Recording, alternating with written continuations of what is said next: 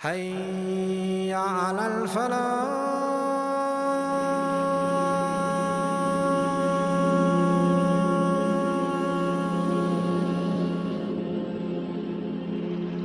I wanted to give you 7 tips that will help you pray Qiyamul Layl.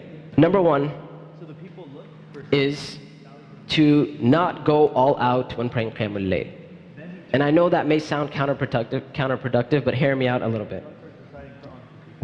Now, we will be tempted to get up and pray like an hour of Qiyamul Layl or 2 hours of Qiyamul Layl because we're charged up and we're really excited about praying Qiyamul Layl, and you want to experience that spiritual time that I talked about.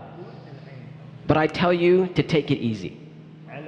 That get up for 5 or 10 minutes. But get up for a time that you can be consistent with. The Prophet ﷺ said that the most beloved actions to Allah are those actions done consistently, even if they're less.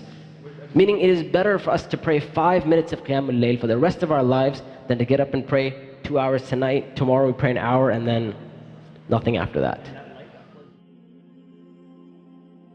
Tip number 2, make the intention to pray Qiyamul Layl before you go to bed.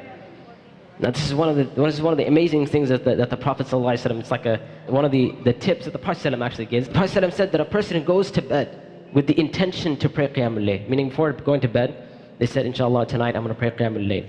And they set their alarm and all that stuff.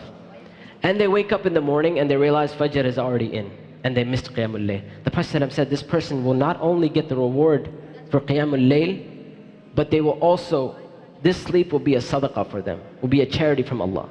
Meaning they will have a blessed sleep. They'll have barakah in their sleep. So if you made the intention and you got up in the morning, it's like a win-win situation. Alhamdulillah, if you made the intention and you woke up, you got to pray Qiyamul Layl. That's awesome. If you made the intention and you didn't wake up, you get the reward for Qiyamul Layl. So that's tip number 2. Tip number 3 is tell someone that you're going to wake them up for Qiyamul Layl. So call up one of your friends or a family member. I'll tell them, listen, I got you tonight. Don't worry about it. I'll wake you up. You tell them, I will wake you up for Qiyamul Layl, insha'Allah ta'ala. And you know what this is going to do? This is going to force you to get up, because now you're responsible for somebody else. You're responsible to wake someone else up. And here's the thing, right? It's not just you're responsible. If you manage to get up, inshallah ta'ala, you are maximizing your reward. Because not only are you waking yourself up for Qiyamul Layl, you're waking somebody else up. And you will be rewarded for for their action. As the Prophet said, that the person who starts a good sunnah, something good, meaning encourages someone else in a good deed, they will have the reward of their own action and the reward of the others who followed in that action until the day of judgment. Can you imagine you got up tonight and you called somebody and you said, listen, get up for Qiyamul Layl. And this person now, because of that one phone call, they started praying Qiyamul Layl for the rest of their life. And you maybe, khalas, this is the only night you prayed Qiyamul Layl, you never prayed Qiyamul Layl again. This is the only night, khalas, you're like, okay, I can't do this, forget this. But they managed to pray Qiyamul Layl for the rest of their lives. Now you're getting reward for all of their Qiyamul Layl. I mean, that's just amazing. And imagine that they woke up somebody else and the reward continues for you until the end. Number 4, go to sleep early. And I know this is something that, we kind of abandon and we don't really think about sleeping early, but I tell you that the Prophet ﷺ would dislike staying up after Isha. And I'm not saying, listen, pray Isha, go to bed 10 minutes later, because the Prophet ﷺ would sometimes delay his Isha prayer. I'm saying go to sleep at a reasonable hour.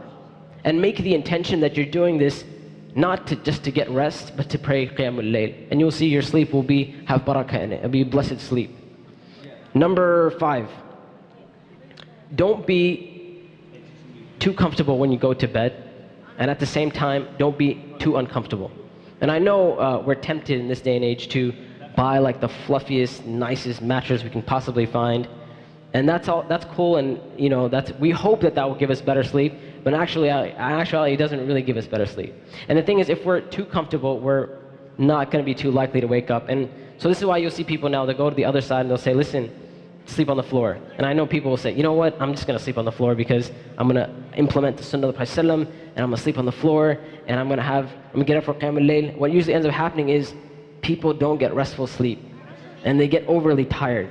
So if they manage to get up for Qiyam al-Layl, it's like this weird experience where they're tired and this and that. And so I say, listen, find a bed which isn't too comfortable, and find a bed that isn't too comfortable either. So something in the middle. And as we know, the bed of the Prophet ﷺ was made out of date palm leaves, to the point when the Prophet ﷺ, when he would get up, he would have marks on his back, sallallahu alayhi wasallam. Number 6, go to sleep in a state of tahara, in a state of purity. And this was the sunnah of the Prophet ﷺ, and he instructed us to, encouraged us to go to sleep in a state of tahara. And you'll find that if you sleep in a state of wudu, you're doing a couple things. Number 1, you're reminding yourself of the sunnah of the Prophet ﷺ. So you're saying, listen, I'm implementing the sunnah of the Prophet ﷺ before going to bed. And this will cause you to have barakah in your sleep. Because you can have 2 people, they both slept 2 hours. And one person has no barakah in his sleep, and he'll get up and he'll be tired. But this other person who slept 2 hours, they had barakah, they had blessings in their sleep. So this 2 hours was like the most amazing sleep they had. So one of the ways to infuse barakah in our lives and in our sleep is to implement the sunnah of the Prophet ﷺ. So take the sunnah and apply it. My last tip, inshallah, and I'm going to end with this, is try not to eat and drink too much.